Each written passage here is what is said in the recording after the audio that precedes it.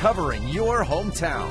From 5 newsrooms across the region, this is WDBJ7. Now at 6, the man accused of killing a Lynchburg woman had his first court appearance this afternoon. What we learned about the pair's prior relationship. And Roanoke residents are getting the opportunity to meet one of the finalists for police chief right now. We are live from the Berglund Center with everything you need to know about Scott Booth. And we're getting an update on Idalia as it weakens, but still producing a lot of very heavy rain for the East Coast beaches, what it means for our area. Good evening, I'm Natalie Fawns. And I'm Jean Jadham. Thanks for joining us. Our top story tonight, the man accused of killing Avriel Hooks appeared in Lynchburg's Juvenile and Domestic Relations Court today. Her family says that man, Michael Perry III, is the father of Hook's child. WDBJ7's Patsy Montesinos joins us live outside the courthouse. Patsy, you've been following this story since Monday, along with a lot of our viewers who want to know what's going on. What more have you learned today? Jean, the Amherst County Clerk's Office told me that Michael Perry III was approved for a court-appointed attorney. I spoke with Hook's mother, who says Hooks and Perry III had a complex relationship. Court records show a protective order against Michael Perry III was filed in July, which he violated on July 7th. Ashley Pittman says her daughter, Avriel Hooks, filed a preliminary protective order against Perry III, her son's father. Lynchburg's Juvenile and Domestic Relations confirms to WDBJ7 that protective order ended a short time after. If the goal was to keep them apart, abuse would stop, then if you give them both a protective order, because they have equal evidence, then they both would have been at risk of getting in trouble by contacting each other. Almost 2 months later, police confirmed Perry III was arrested and charged with second-degree murder and unlawful disposal of a dead body. Hook's body was found in a wooded area in Amherst County a week after Pittman last saw her daughter. So many people in her situation do not get the justice they deserve. Pittman says the love Hooks had for 5-month-old little Michael is indescribable. The family has agreed for her as the maternal grandmother to file for custody. Currently, she says, he is in protective care. I really just can't wait to see him again in that smile and hear his laugh and his happiness that comes from her. But he's doing incredible, absolutely wonderful. Right now, the family is accepting donations to help care for little Michael. Anything a baby would need, they are accepting. This includes wipes, diapers, and even clothing. Jean, people can check our website to see where the drop-off location is. A tough situation for all involved. Thank you, Patsy. All right, we want to turn to your hometown forecast now. Brent, a mostly overcast day today, but I understand our weather is going to be pretty nice as we head into the holiday weekend. Natalie, it is. Yes, typically when you get behind one of these systems, especially those tropical systems that come through, they usually bring in some beautiful weather back behind it. And not one, but 2 of them out there. We actually have Franklin. There's Bermuda right here. It's actually going around Bermuda. And here's what's left of Idalia, which of course made landfall in Florida early on this morning, still producing a lot of very heavy rain. Now, notice we're on the northern edge of this system. Most of us are going to stay pretty dry. If we do see any of these showers trying to make their way in, we've got a couple rain showers right now along the I-85 corridor. We could see a couple for you in Charlotte County, maybe Halifax, Pennsylvania County. I just don't foresee a whole lot of northerly movement with this as it moves up the East Coast. It'll kind of head on out to sea for us early tomorrow morning. That's going to drag in some much drier and cooler weather for us. Clouds to start out in the morning at the bus stop and for the morning commute. Honestly, by mid to late morning, we should have cloud-free skies, even mostly sunny skies, and it's going to be a very comfortable and dry day. Wait till you see the weekend. We'll take a closer look at the first weekend of September. Roanoke residents have gathered to meet the city's chief of police finalists this evening. Scott Booth, currently in charge of the Danville Police Department, is answering questions right now at the Berglund Center. And that's where we find WDBJ7's Isabella Ladon live for us tonight. And Isabella, what is the turnout like for this meet and greet event? Natalie, so far we've seen a lot of community leaders and officials come here to the Berglund Center to meet Roanoke City's potential new chief of police. Roanoke residents are invited to come here to the Berglund Center to hear more about Chief Scott Booth's experience, his leadership, and learn what he can do to bring to our city. Booth started in Danville back in 2018. During a one-on-one interview with WDBJ7, Chief Booth told us he helped reduce violent crime rates to historically low levels and brought down the number of gang-related homicide deaths. Booth recently received a national award from the Gang Crime Research Center for how he addressed gang crime in Danville. Tonight's meet and greet comes after Roanoke City sent out a community survey asking residents what they would like to see in a chief of police. Roanoke City sent me a statement ahead of tonight's meeting about the importance of getting community feedback on a decision like this, saying, quote, all departments in the city of Roanoke highly value community input on decisions affecting the lives of our residents, and that includes the critical role of chief of police.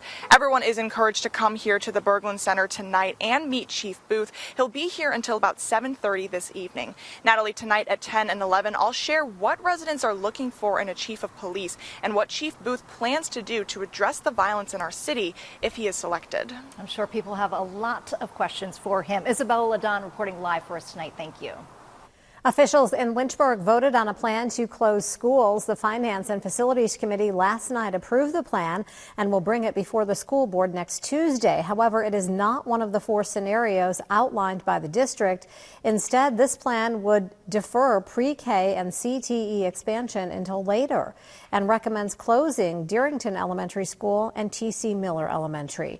Those schools were picked based on enrollment, but the decision is not final yet. In Henry County, the community is celebrating a huge announcement that will bring hundreds of jobs to the area. WDBJ7's Michaela Shelton has more on the governor's visit and the multi-million-dollar investment. The Henry County community welcomed Governor Glenn Youngkin on Wednesday for an economic development celebration.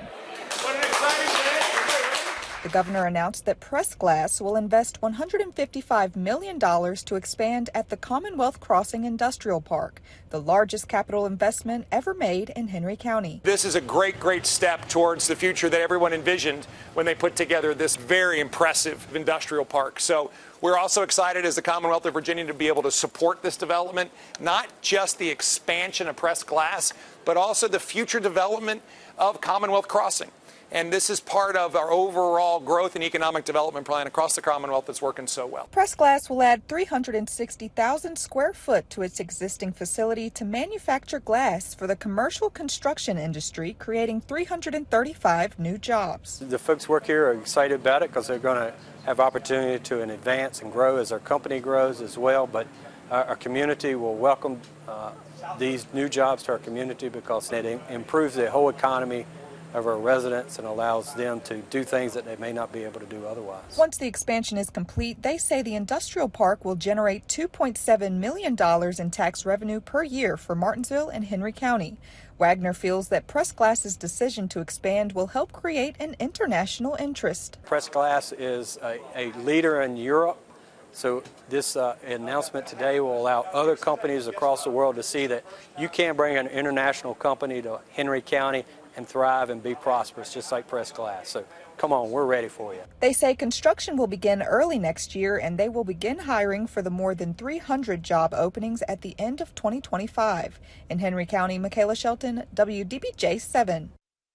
State lawmakers moved out of the General Assembly building 6 years ago, but soon delegates and senators and other Virginians who take part in the legislative process will celebrate their new digs in Capitol Square. The new General Assembly building was still a work in progress when these pictures were taken a year ago, but this week, state officials announced the building is now complete. Lawmakers and state employees will be moving in over the next several weeks, and the state plans to dedicate the building with a public ceremony October 11th. Coming up, a thief is targeting FedEx trucks in Virginia. Which city is on high alert right now? And a little later, a hawk is getting a second chance at life. That's coming up in tonight's Good News Here at Home.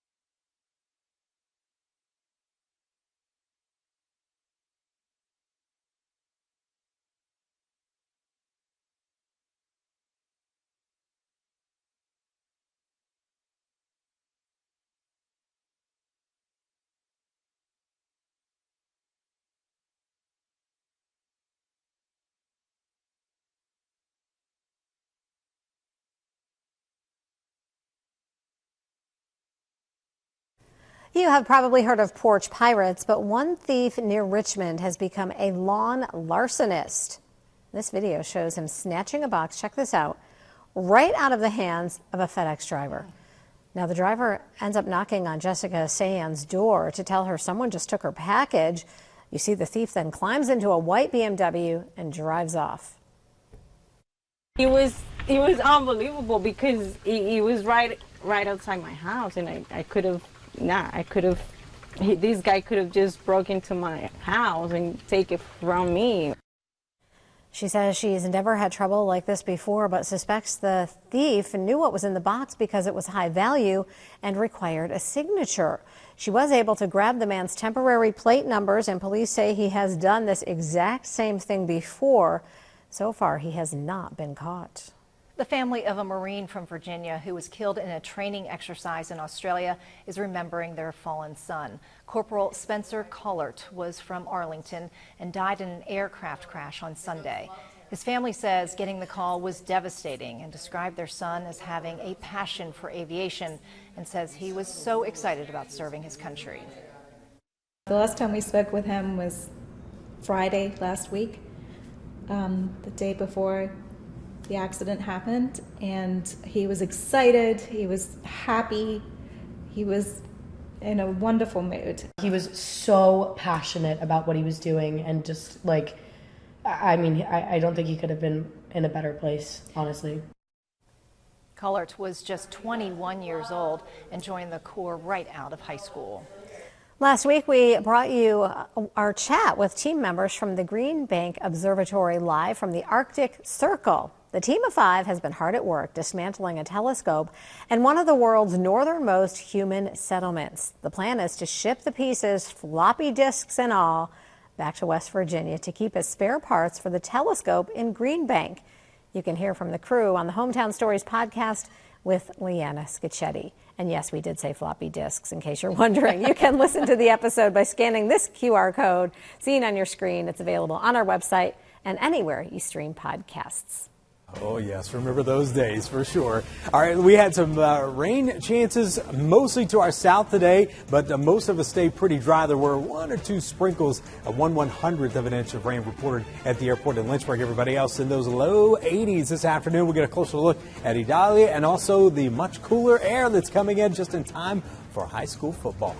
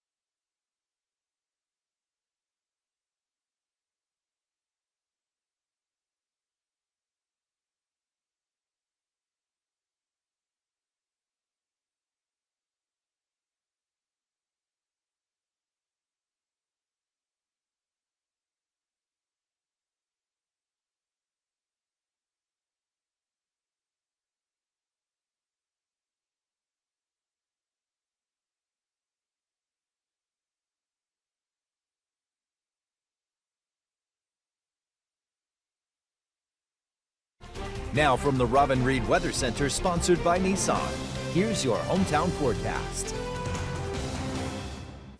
Well, one of the side effects of landfalling hurricanes are tornadoes, and this is about as rain-wrapped as one could get, meaning you can't really see it. And this is what happened. It's from our sister station down in Charleston. The tornado formed, moved right over the road, picks up this car, and actually twists it around a little bit and drops it back down. And this is one of many tornadoes that occurred down in the Carolinas today. No word on whether there were any injuries with that, but definitely a lot of active weather there. Pawleys Island, Myrtle Beach, all the way up to Oak Island, Wilmington. There's a brand new active tornado warning. It looks like right up there as well as these bands of what's left of Idalia move ashore. And it's still holding pretty strong as a tropical storm likely will through its duration on land, and then it will eventually move out into the ocean. For us today, we got the clouds, and there have been a lot of folks asking a little bit more about how this big supermoon is actually impacting the tide cycle there. It's actually going to be creating even higher tides and even bigger storm surge than what they ordinarily would get when the moon's closer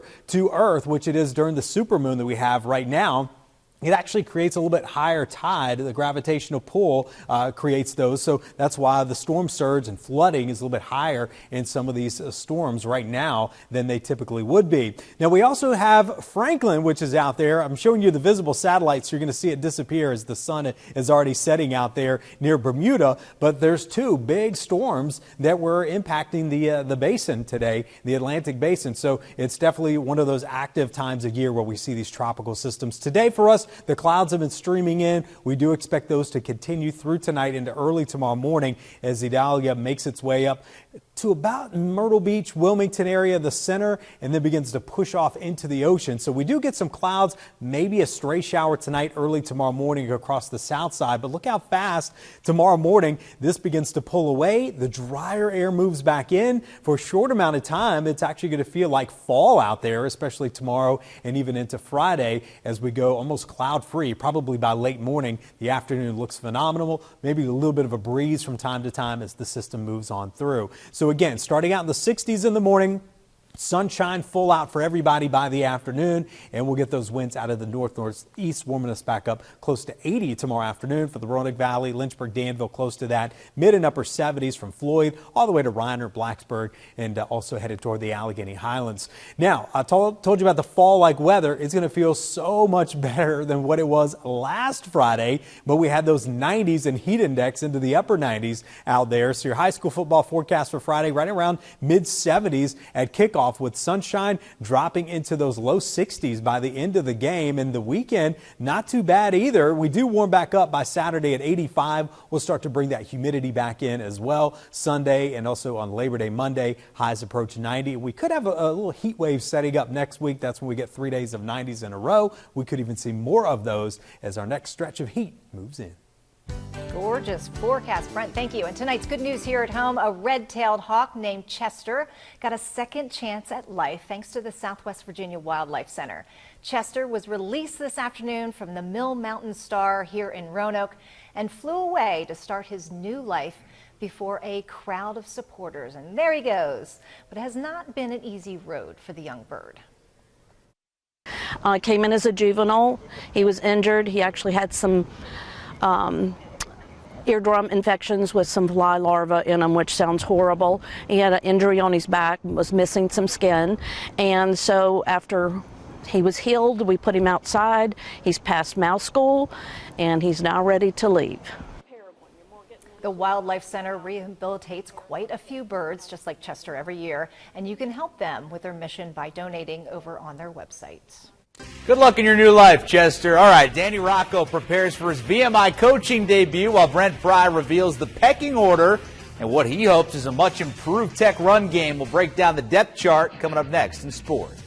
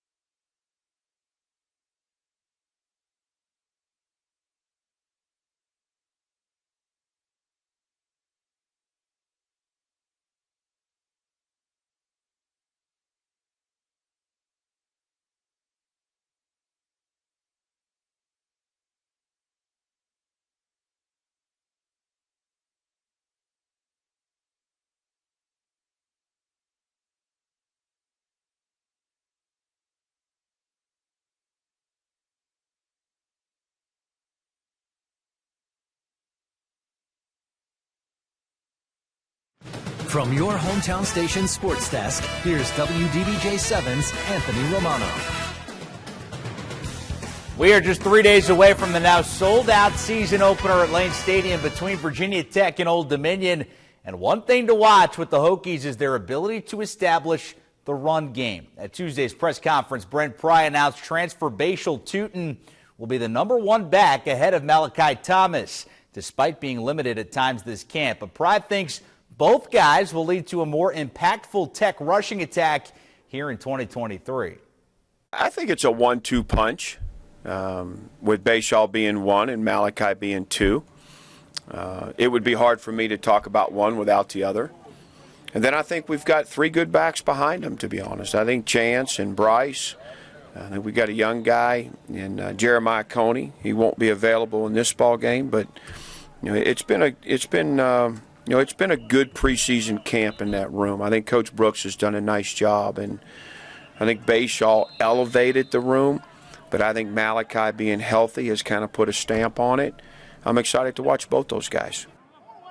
Meanwhile, the Danny Rocco era at VMI begins this Saturday in Lexington when the Keydets host Davidson to open up the season. Rocco takes over for Scott Wackenheim, and he says his team is ready to go as he takes in his first experience of a game week on post. It's been a really good camp, and I think we're still, searching for some consistency in some of the areas of our team. But we've certainly done some things at a very high level in all 3 phases. So our players are excited and highly motivated. I'm very excited, very highly motivated. We just kind of watched the core cadets out here earlier this morning go through their kind of pregame ritual, which is pretty cool. I haven't seen that before. So I'm taking it all in from some perspectives, and then I feel we're pretty much right on point here as we get closer to the kickoff. Excitement is brewing all over the Commonwealth. That's your look at sports. We're back right after this.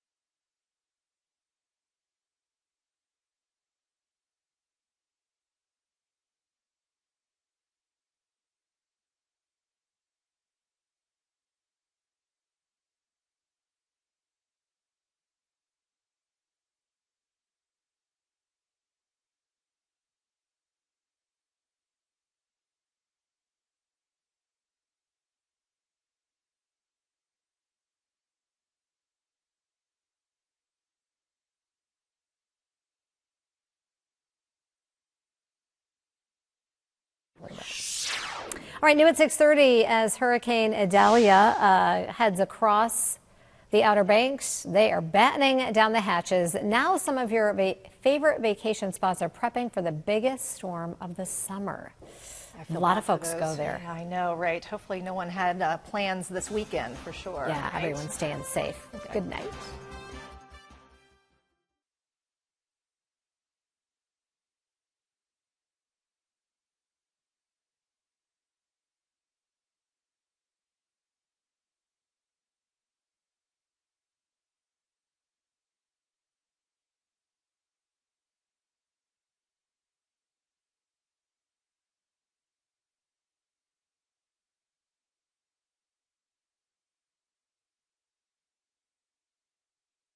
Weeds and like what protection and things of that nature that you guys do.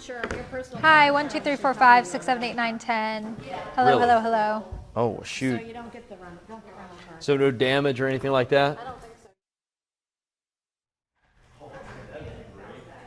Hey, mic check, 1, 2, 1, 2. Idalia, Idalia.